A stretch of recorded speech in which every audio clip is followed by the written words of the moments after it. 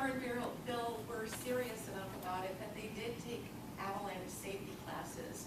And if my memory is correct, my husband and I had our two little boys so that her and Bill could come to Palmer for a weekend for a safety class.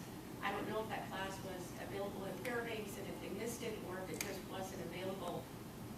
But regardless, she was serious enough about it that she would travel to get the education and knowledge for when she was riding in the mountains. Claire and I had a pact with each other when they rode. She had to call or text me every step of the way. The first phone call or message came from Delta, then when they made it to Summit, then when they made it back to their truck, and then another call or a text from Delta, Solcha, Eielson, and a final message when they were close to home in North Pole. That's what we did, that's what I made her do, and that's what she did. My husband and I had our little boys on April 3rd. We were all in the bedroom when I got the phone call from Bill. And of course my initial reaction was, no, no. And I think even now, all I could say is no. And my grandson, Will David, said, "What's the matter, Grandma?" I don't remember leaving the room, but I know at that moment my maternal instinct kicked in and I knew I had to protect those little boys. I remember calling a neighbor of ours and telling her that there had been an accident and asked if our little boys could come over. Our little boys at this point knew nothing. They were happy. Our neighbor already had heard something, that something had happened at Summit, and I told her it was Claire. For me, it was an instantaneous numbness, and I still knew that it wasn't true. About 6:30, I got a phone call from the troopers, and they confirmed what my heart, my soul, and my spirit, and my mind was denying. And he told me, he was so gentle, and he told me that Claire was gone. I got another call from the troopers about 8 o'clock. I had his name written down, but like I said, we just moved in. I had boxes everywhere, and his name is written in a box somewhere. He did let me know they were bringing Claire home, but she was going to the airport to be flown here to Anchorage to the medical examiner's office. I remember being angry because, I needed to see her. I just needed to see her. So here I am at home talking to the troopers, and at this point I know that Grandma and Pappy are going to have to tell their boys that Mom isn't coming home. And it was later that evening that I told her little boys that their mom was never coming home again. Bill had not come home yet. Bill wasn't answering his phone. Nobody knew where he was. And somewhere in all this chaos, I changed. And I changed into protection mode to save my family. About 11 o'clock that night, I thought we might get some sort of sleep since the boys were staying the night with us. My phone rang at midnight. It was the Alaska Life Donor Center. They told me that Claire had been an organ donor, and I answered questions. A lot of questions, 20 minutes worth of questions, and then I was finally able to lay back down. I still hadn't heard from Bill. The donor center called me again at 1 o'clock in the morning. They forgot a few questions. I answered them. My friend Daryl Lewis called me from Denver, Colorado at 2 a.m. My son-in-law finally called me at 4 a.m. and that became my life. By Monday, social media was hopping with the news.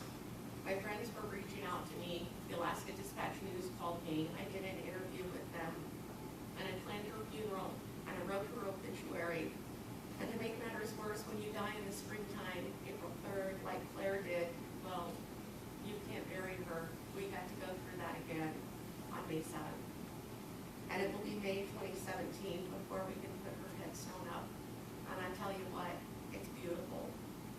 In this 5, 6, or 7 minutes that I've been sharing with you, it's hard to convey the impact that this has had on us over the past 7 months. To me, it seems like yesterday. I couldn't work.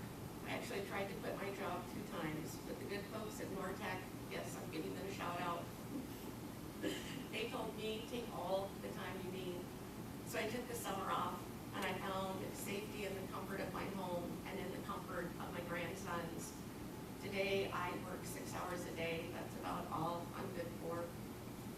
We tried to celebrate my birthday on April 26th. I think we forgot the little boys' birthday on May 8th and May 21st. July 1st was Bill's birthday. There's no celebration.